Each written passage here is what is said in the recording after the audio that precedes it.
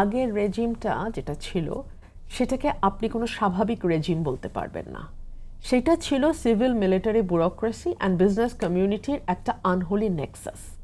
এখানে মানুষের কোনো জায়গা ছিল না। হ্যাঁ, মানুষের ভোটে নির্বাচিত হলে একরকম, না হলে একরকম। আমি বলছি না মানুষের ভোটে নির্বাচিত হলে কোনো বিজনেস কমিউনিটিকে দল বা যেই দলটি সরকারে থাকে তারা কোনোভাবে অ্যাসিস্ট করে না, অ্যাসিস্ট করে কিন্তু within 4 corners of the paper, পেপারের 4 কোণার মধ্যে যা লেখা আছে রুলস অ্যান্ড রেগুলেশনস অনুযায়ী, সেই অনুযায়ী তাদেরকে কাজ করতে হয়। যদি তারা না করে তাহলে তাদেরকে 5 বছর পর সেটার জন্য মূল্য চোকাতে হয়।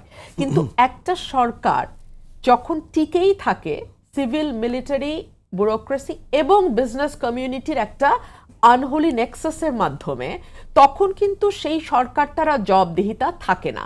তখন তারা কিছু গোষ্ঠীর হাতে পুরোপুরি ব্যবসাটাকে তুলে দেয়, যেটাকে আমরা বলি যে সিন্ডিকেট একেবারে প্রাইমারি লেভেলে, আরেকটু উপরের দিকে গেলে আপনি এটাকে ক্রনি ক্যাপিটালিজম বলতে পারেন, যে কিছু ক্রনির হাতে, কিছু গোষ্ঠীর হাতে আপনি পুরো বাজারটাকে আপনি তুলে দিচ্ছেন।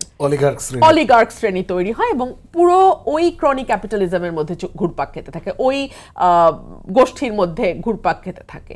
কিন্তু যদি একটা নির্বাচিত সরকারের একটা ট্রেন্ড তৈরি হয় যে প্রতি 5 বছর পর পর মানুষ যাকে ভোট দেবে সে সরকার আসবে, তখন যেটা হবে, আপনি যদি এরকম কোনো আনহোলি নেক্সাস তৈরি করতেও চান, আপনার পক্ষে সেটা তৈরি করা সম্ভব হবে না। এবং আপনার একেবারে ভিন্ন মতাদর্শের কোনো ব্যবসায়ী তারা যদি আপনার সঙ্গে যুক্ত হতেও চায়, তারা কিন্তু যুক্ত হবে না, কারণ তারা জানবে যে আর কয়েকদিন অপেক্ষা করলে আমি আমার পছন্দের দলকে ক্ষমতায় দেখতে পারি। সো এই যে সবকিছু এক হাতে কেন্দ্রীভূত হয়ে যাওয়া, সকল গ্রুপ এক দলের হাতে কেন্দ্রীভূত হয়ে যাওয়া, এটাই এইরকম মাফিয়া তন্ত্র জন্ম দেয়।